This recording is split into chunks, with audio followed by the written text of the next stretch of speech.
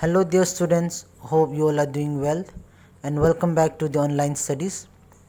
In the previous class or the video, we have started with the book Snapshots, the first chapter, The Summer of the Beautiful White Horse. And today in this video, we are going to continue with the chapter and give the explanations of the remaining part of the chapter, The Summer of the Beautiful White Horse. So here we go.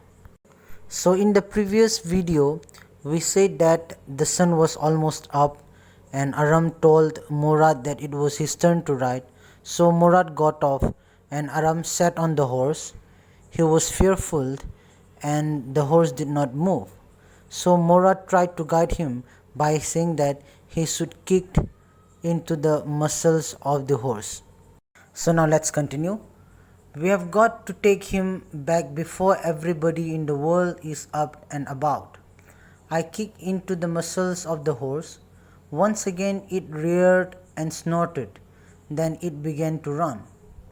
I didn't know what to do. Instead of running across the field to the irrigation ditch, the horse ran down the road to the vineyard of Dikran Halabin, where it began to leap over vines. The horse leaped over 7 vines before I fell, then it continued running. Here Murad is saying to Aram that he should hurry because they need to take the horse back before everyone woke up. So Aram kicked into the muscles of the horse, to which the horse again raised and breathed out. Then the horse began to run and Aram didn't know what to do next.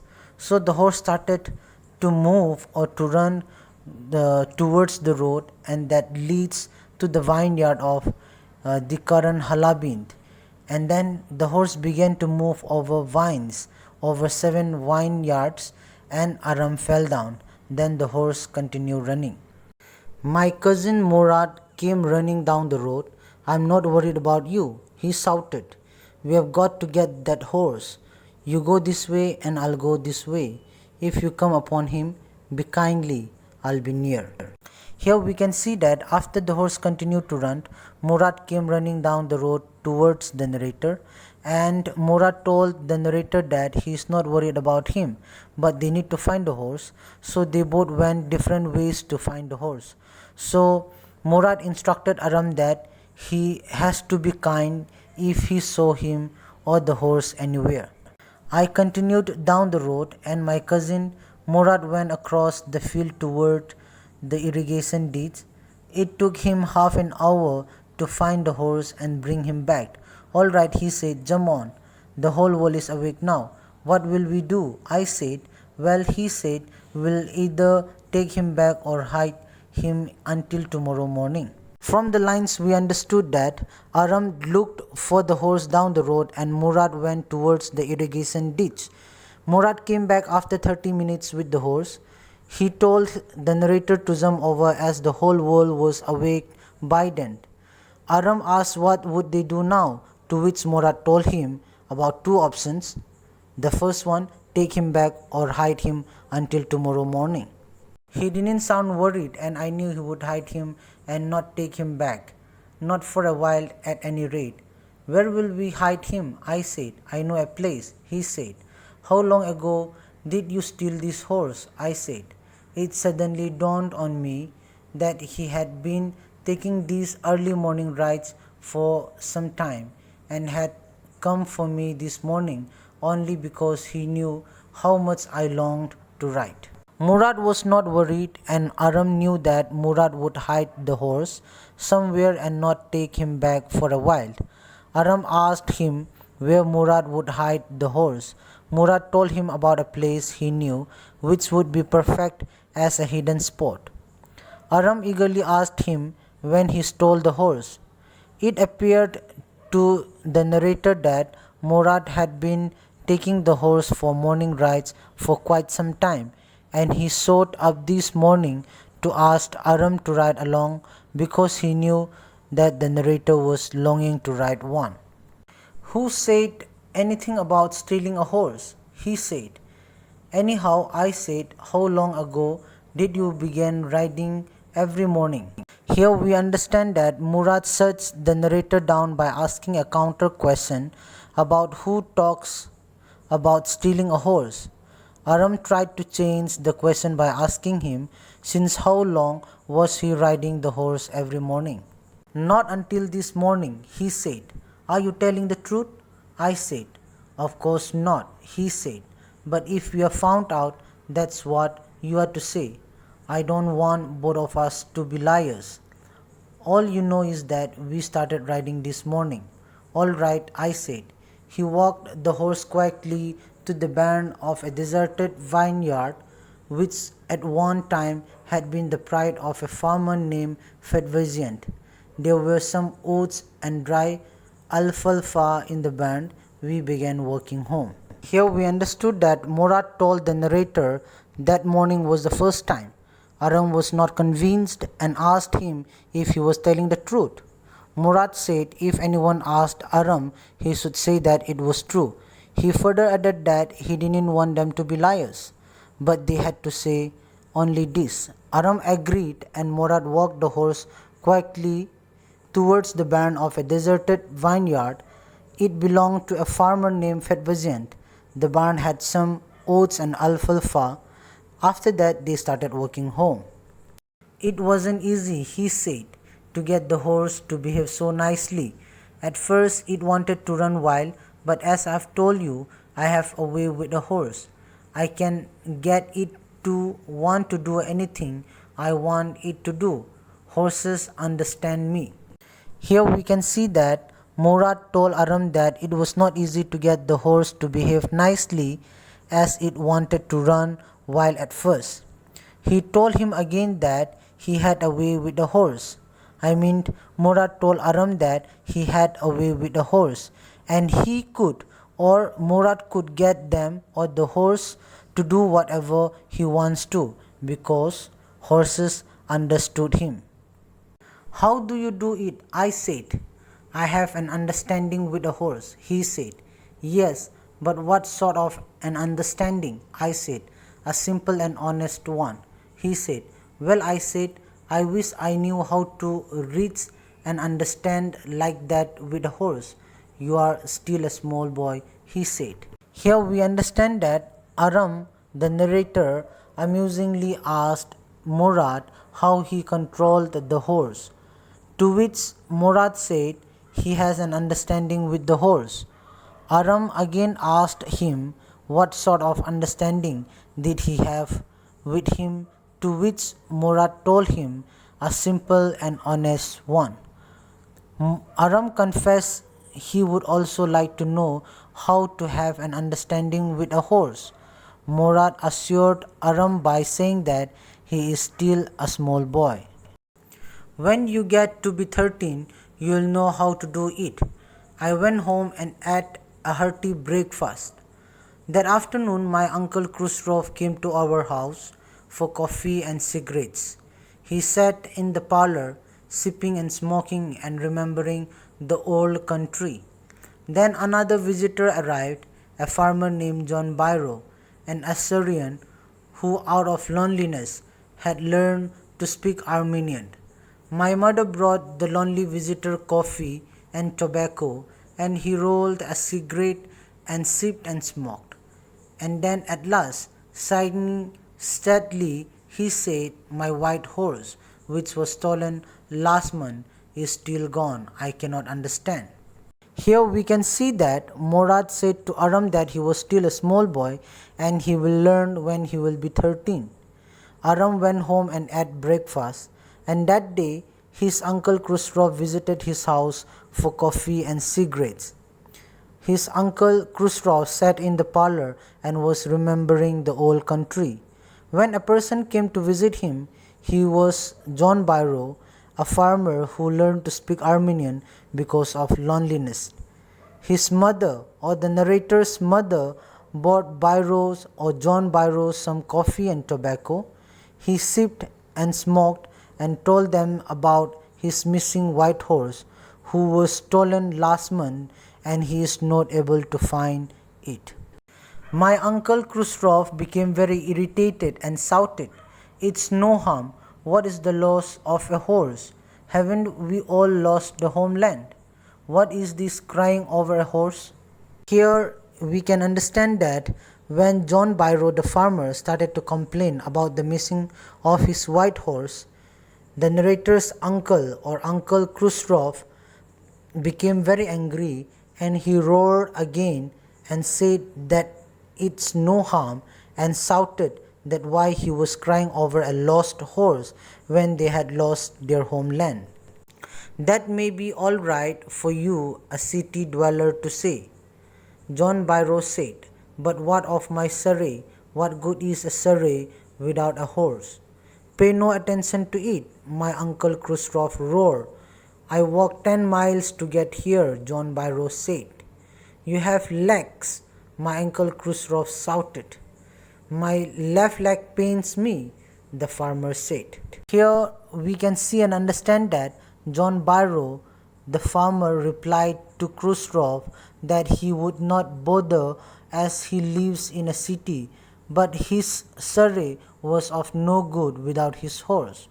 Uncle Khrushchev shouted that he must not pay any attention to it. John Byrow told him that he walked down 10 miles to come here, or to the house of the narrator. Uncle Khrushchev shouted that he has legs, to which John said his left leg hurts. Pay no attention to it, my Uncle Khrushchev roared. That horse cost me $60, the farmer said. I spit on money, my Uncle Khrushchev said. He got up and stalked out of the house, slamming the screen door.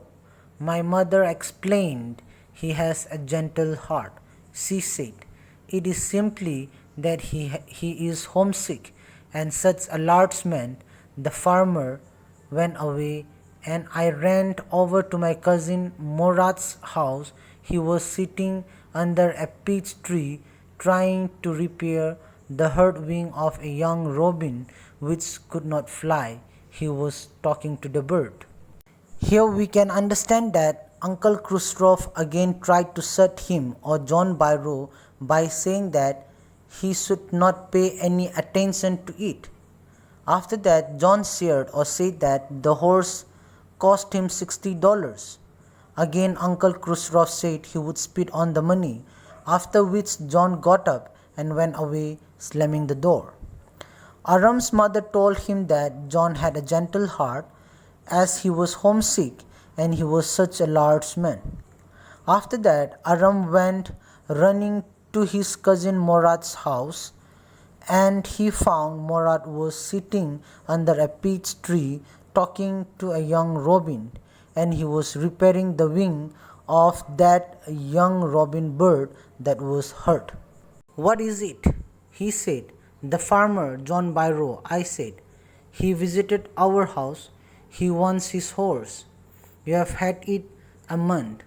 I want you to promise not to take it back until I learn to write.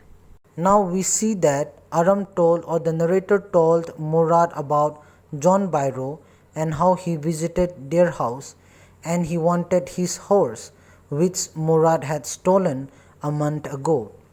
Aram also asked him or Murad that he should not return the horse until he learns to ride it.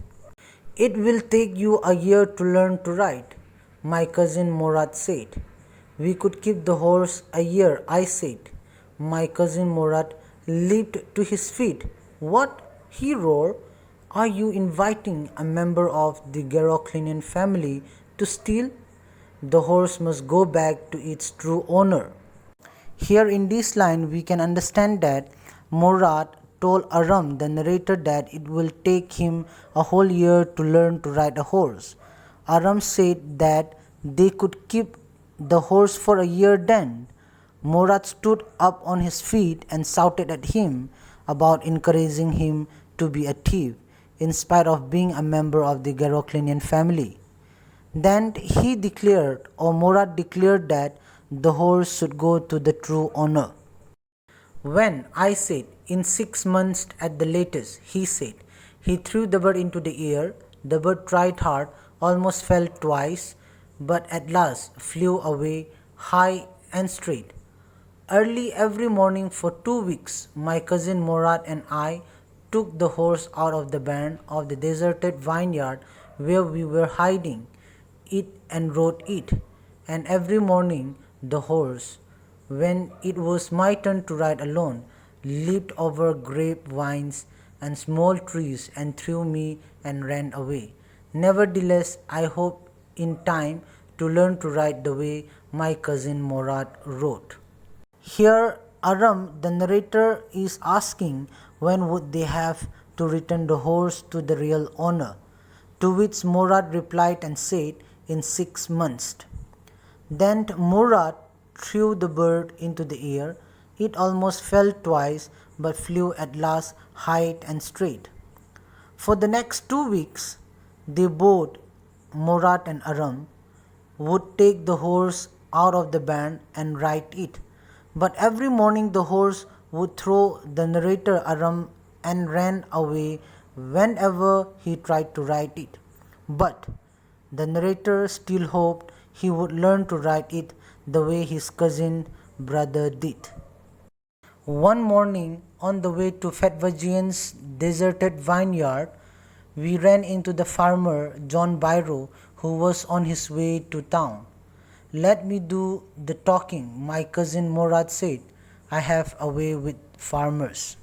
Here the narrator is saying that one morning after the morning ride, on the way to the Fetvajian's deserted vineyard to hide the horse again, they met John Byro, who was on his way to town. Murad insisted on talking to him as he had a way with farmers. Good morning, John Byro, my cousin Murad said to the farmer. The farmer studied the horse eagerly. Good morning, son of my friends, he said. What is the name of your horse? My heart, my cousin Murad said in Armenian. Here the narrator is saying that his cousin Murad wished John Byro good morning, and John Byro saw the horse carefully and he wished them back and asked the name of the horse. Murad said my heart in Armenian language. A lovely name, John Byro said, for a lovely horse. I could swear it is the horse that was stolen from me many weeks ago. May I look into his mouth? Of course, Murad said. The farmer looked into the mouth of the horse. Tooth for tooth, he said. I would swear it is my horse if I didn't know your parents.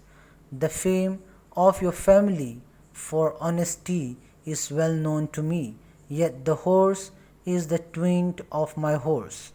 Here we can understand that John Byro complimented that it was a lovely name for a lovely horse, and he swore that it was his horse that was stolen weeks ago.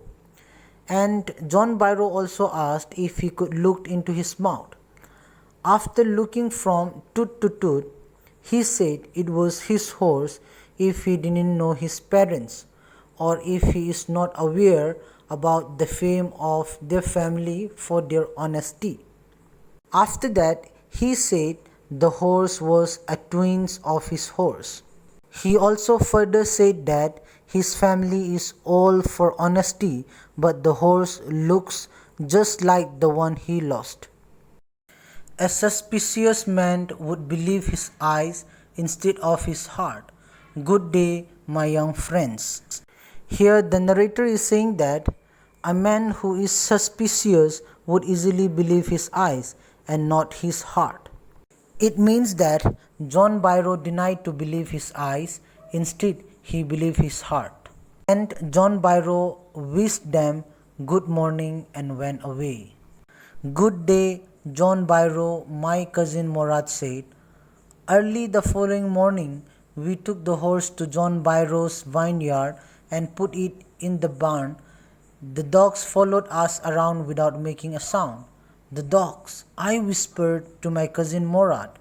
I thought they would bark. They would at somebody else. He said, I have a way with dogs.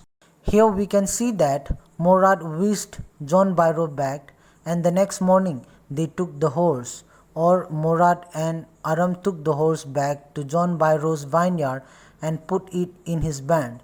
The dogs followed them around without making any sound.